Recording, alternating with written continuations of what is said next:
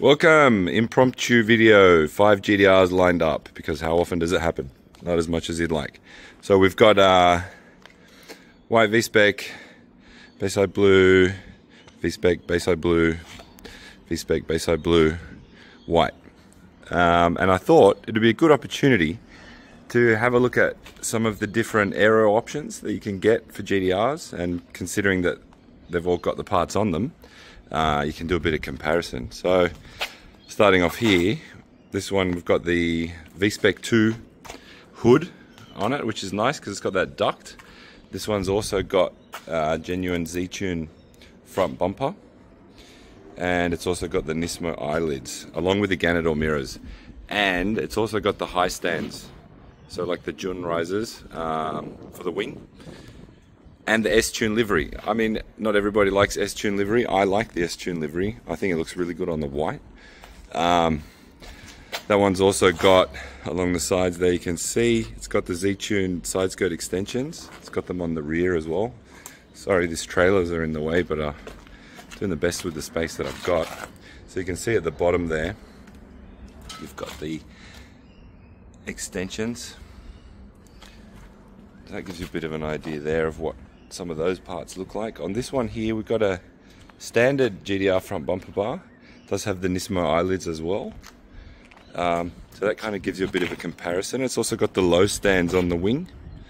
So as you can see, the high stand versus the low stand. They've both got the Ganadors, which is really nice. If that is an option you want, you might end up looking for a while. This one here, we've also got the Z-Tune style front bumper bar on it. What really distinguishes the Z-Tune front bumper bar is obviously the inlets on either side. You've got like brake ducts, cooling, and also the step. If you look at how the bumper bar steps out where it meets here versus a factory which just comes down, you can see how that just tapers off, whereas this comes out. So that gives you an idea. This one here as well, it's got the factory rain visors. I think that they're a nice look. Again, that's a hard thing to find, and when you do find them, they cost you a small fortune, but they do give a nice look to it. And you can see again there the comparison with the high stand versus the low stand. Both are very nice. Obviously high stand, you get a bit more aggressive out of the high stand. Let's just take a closer look quickly at these.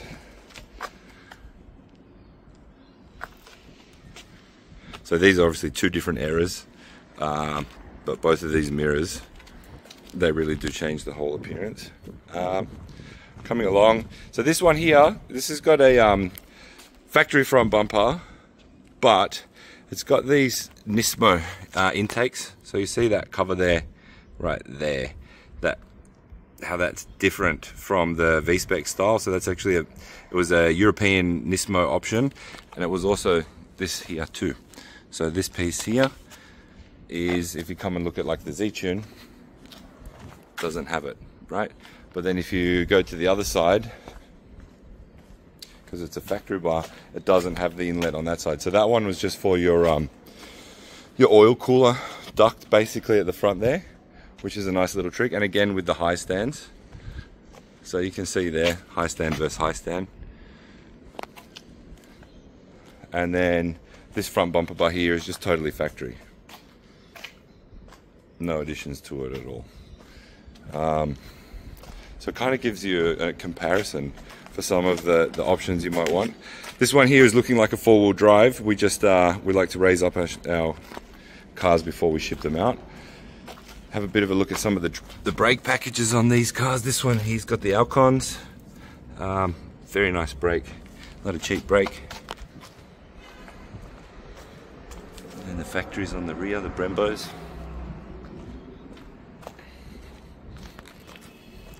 Versus just your factory brake setup. This Bayside blue here is just an incredibly original car. So it's very, very untouched, other than it's got the high stand risers. But that's about it on this one. That one's very, very standard. This one here's got a little bit of work done to it. I think it's on the factory Brembos. Yeah, with the slotted and slotted discs. Got another set of Alcons here.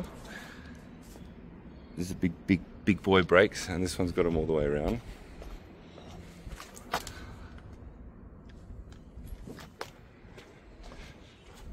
She's also got some big boy brakes done on her. If we can see. There we go. So what I might do is I'm going to pause it there, and I'm going to open all the engine bays up and we'll have a look. So there we go. Like magic, we've got all the bonnets open. So let's go and have a look at some engine bays.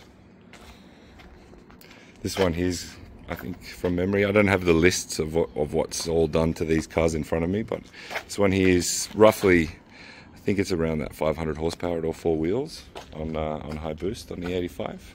Flex fuel, so you run whatever mixture of fuel you want and it'll handle it. This guy here, it's also flex fuel. It's pushed up to just over 1,000 horsepower at its maximum. Give you a bit of an idea what that kind of engine bay looks like. This one here is relatively factory, although it does have some light modifications, but relatively factory. This here is a perfect example of what a totally standard engine bay looks like. Nothing's been touched in here from the factory. This is what an original engine bay would look like, with the original air boxes. And then this one here. So this one's got a 2.8 litre Nitto stroker in it. This one here is a very impressive car to drive. I might clip a video or two of this one into this edit driving.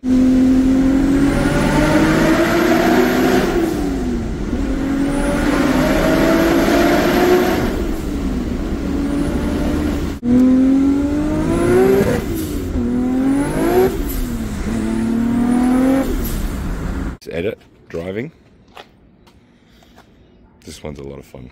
They're all a lot of fun, but you're getting different things from each of these cars. This one here is just an incredibly clean and original low mile example of a Bayside Blue VSPEC. So it is really special in that it's just unmodified and it's got really nice low kilometers and it's got a good history. Something like this. This is a base model, so not a VSPEC, but it is factory Bayside Blue. It doesn't have crazy work done, but it's got a bit of work done to give it more fun, and that is, you know, a really nice car at your kind of mid-level. This here is like a really top tier, but it's for a specific buyer, because not everybody's chasing something that built. Right, this is a really quality build, but not everybody is after that. This here is really nice as a street car. It just ticks all the boxes, very easy to drive.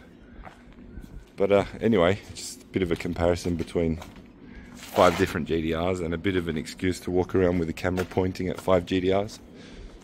I feel like it's a relatively special moment in life. So there you go. Hope you enjoyed that. Peace out.